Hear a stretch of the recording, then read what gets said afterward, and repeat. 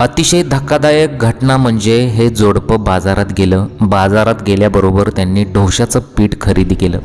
डोशाचं पीठ खरेदी केल्यानंतर ते घरी आले, डोसा बनवला. परंतु त्या कुटुंबाने खाल्ल्यानंतर फक्त त्यांच्या 2 मुलींचाच मृत्यू झाला आणि हे दोघे जे होते ते आता हॉस्पिटलमध्ये दाखल आहेत.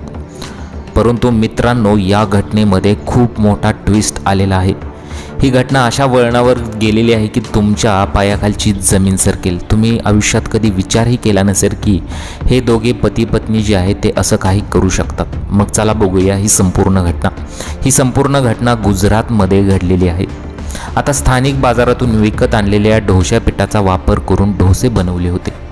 आता याच डोश्याचे सेवन केल्यामुळे मुलींचा मृत्यू झाला आणि पालकांना रुग्णालयात दाखल करण्याची वेळ आली, असा दावा करण्यात आला होता. मृत्युमुखी पडलेल्या मुलांची ओळख 3 महिन्यांची राहा प्रजापती आणि 4 वर्षाची मिश्री अशी पटलेली आहे. म्हणजे फोटोमध्ये तुम्हाला ते 2 लहान मुले दिसत आहेत, त्यांचा मृत्यू झालेला आहे. मात्र या प्रकरणाचा तपास जसा पुढे सरकत आहे तसतसे यात एक अत्यंत धक्कादायक वळण येत असल्याचे दिसून येत आहे. या घटनेचा तपास करणाऱ्या पोलिसांनी संबंधित डेअरी दुकानातून विकल्या गेलेल्या डोशा पिठाच्या विशिष्ट बॅचची म्हणजे त्या साठ्याची तपासणी केली. आता या पिठात कोणत्याही प्रकारची भेसळ नसल्याचे त्यांना दिसले.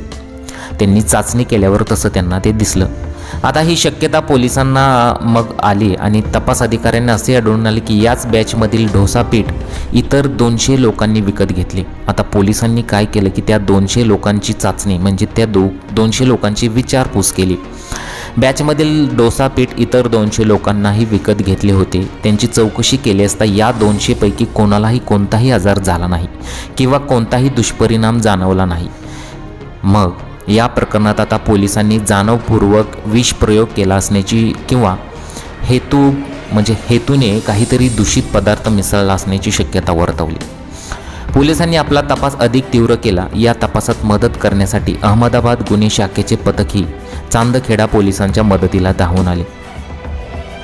सखोल न्यायवैद्यकीय तपास करण्यासाठी अधिकाऱ्यांनी राहाचा मृतदेह पुन्हा जमिनीतून बाहेर काढला. हा मृतदेह पॅनल शवविच्छेदनासाठी सिव्हिल रुग्णालयात पाठवण्यात आला. आता गुन्हे शाखेच्या एका वरिष्ठ अधिकाऱ्यांनी सांगितले की डेअरीतून विकल्या गेलेल्या डोसा पिठामुळे मृत्यू झाले असण्याची शक्यता खूपच कमी आहे, कारण याच बॅचमधील पीठ वापरून 200 लोकांनाही डोसे खाल्ले होते आणि त्यापैकी कोणालाही त्रास झाला नाही किंवा कोणीही आजारी पडले नाही. आम्ही सर्व बाजूंनी तपास करत आहोत. यामध्ये जाणीवपूर्वक विष प्रयोग केला असण्याची शक्यता आहे.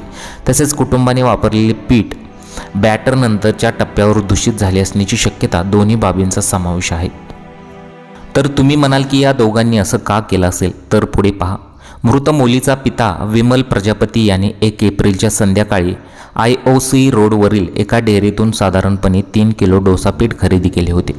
त्या रात्री कुटुंबाने डोसा खाल्ला आणि दुसऱ्या दिवशी सकाळपर्यंत त्यांना उलट्या होणे, अस्वस्थ वाटणे यासारख्या तक्रारी सुरू झाल्या.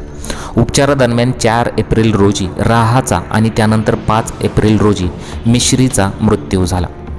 विमल आणि त्याची पत्नी भावना सध्या KD हॉस्पिटलमध्ये उपचार घेत असून त्यांची प्रकृती स्थिर असल्याचं सांगण्यात येत आहे. आता तपासात पुढे काय आलं पहा आणि चक्रवणारा प्रश्न सगळ्यांसमोर आला. 3 महिन्यांच्या बाळाच्या मृत्यूबाबत संभ्रमात पडले होते. साधारणपणे बाळाच्या जन्मानंतरचे पहिले 6 महिने त्याला केवळ आईचे दूध पाजले जाते. त्यामुळे असा प्रश्न उपस्थित झाला की 3 महिन्यांच्या बाळाला डोसा कोण भरवेल. पोलिसांनी सांगितले की ती व्हिसेरा म्हणजेच अंतर्गत अवयवांची तपासणी असते. व्हिसेरा आणि न्यायवैद्यकीय म्हणजेच फॉरेन्सिक अहवालांची वाट पाहत होते. या अहवालातून मृत्यूचे नेमके कारण निश्चित स्पष्ट होईल. आता मुलींच्या पालकांना मुलगा हवा होता. आता यातून एक धक्कादायक आणि ते सत्य शेवटी बाहेर आलं. आता त्या मुलींच्या पालकांना मुलगा हवा होता आणि याच कारणामुळे मुलींची हत्या केली गेली असावी असा आता आरोप होत आहे. या दिशेने आता तपास केंद्रित करण्यात आला असल्याचे पोलिसांना उघड केले. एका पोलीस अधिकाऱ्यांनी सांगितले की आम्हाला मुलींच्या आजोळच्या घरातून एक डायरी सापडली.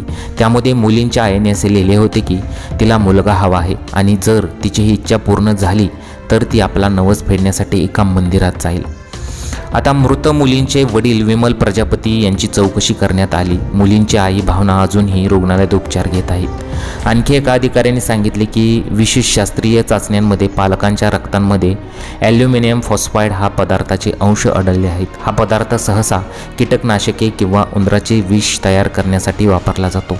त्या अधिकाऱ्याने पुढे सांगितले की आम्ही विमलची कसून चौकशी केली आणि त्यातून असे निष्पन्न झाले की त्याने धान्य साठवणुकीसाठी वापरले जाणारे आणि ॲल्युमिनियम फॉस्फाईड हे रसायन असलेले 10 पॅकेटी खरेदी केली होती.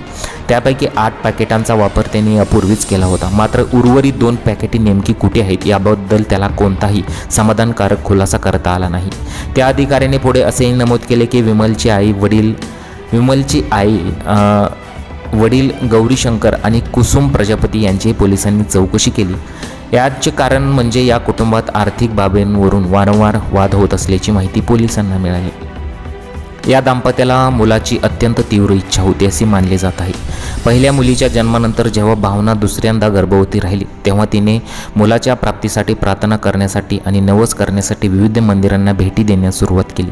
तिला मुलाची खूप आस होती, परंतु तिच्या दुसऱ्या गर्भधारणेनंतर मुलीचा जन्म झाला. या घटनेमुळे तिला प्रचंड मानसिक वेदना झाल्या. मुलाच्या तीव्र इच्छेतून प्रेरित होऊन भावनाने हे अत्यंत भयानक पाऊल उचलले असावे असा पोलिसांना संशय आहे. म्हणजे मुलगा हवा म्हणून या दाम्पत्याने काय केलं हे तुम्हाला आता समजलं असेल.